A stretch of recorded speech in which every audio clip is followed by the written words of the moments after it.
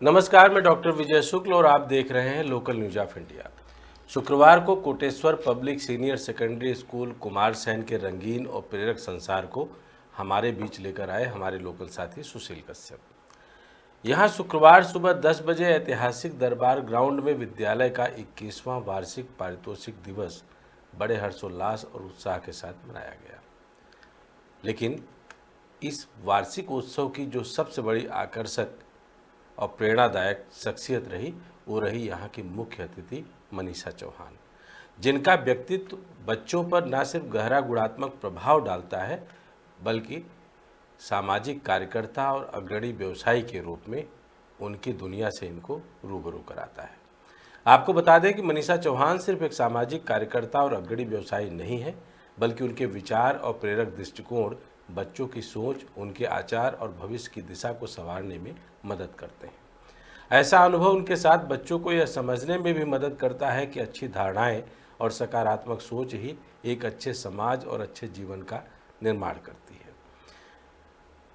इस अवसर पर उन्होंने दीप प्रज्वलित कर कार्यक्रम का शुभारंभ किया और मेधावी विद्यार्थियों को पुरस्कार प्रदान कर उनके उज्जवल भविष्य की शुभकामनाएं दी।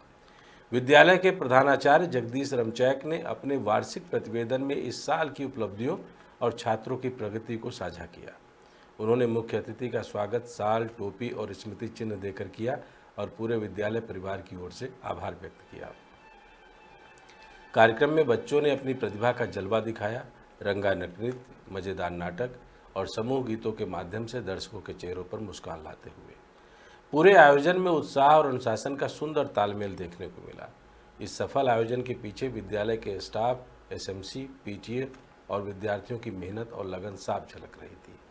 यकीन मानिए, ऐसे मौके सिर्फ पुरस्कार और समारोह तक सीमित नहीं रहते।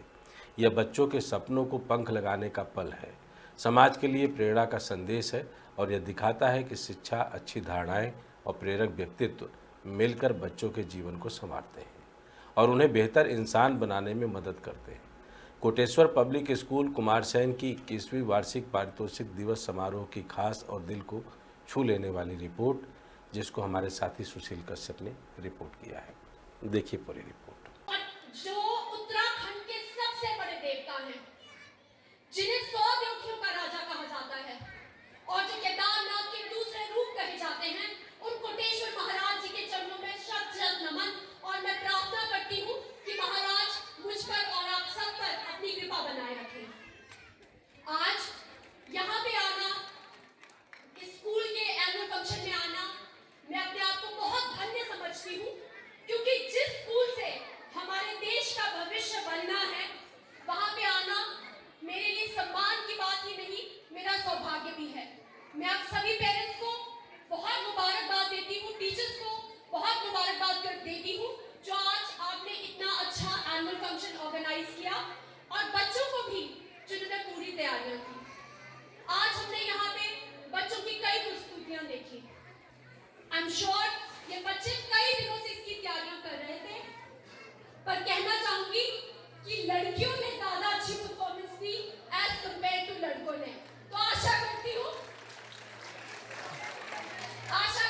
कि लड़के भी अगली बार अपना पूरा जोर लगाएंगे और लड़कियों के बराबर ही इसमें पार्टिसिपेट करेंगे। आज मैं आपको बता दूं कि शिक्षा के प्रति हम लोग बहुत कमिटेड हैं। मैं कल ही दिल्ली से आई हूँ और आज शाम को मुझे फिर से दिल्ली जाना है, पर मैं सिर्फ और सिर्फ यहाँ बच्चों को एड्रेस करने आई हूँ, पेरेंट्स को एड्रेस करने आई हूँ, क्योंकि आज जिन बच्चों के लिए हम यहाँ आए हैं, यही हमारे देश का भविष्य है।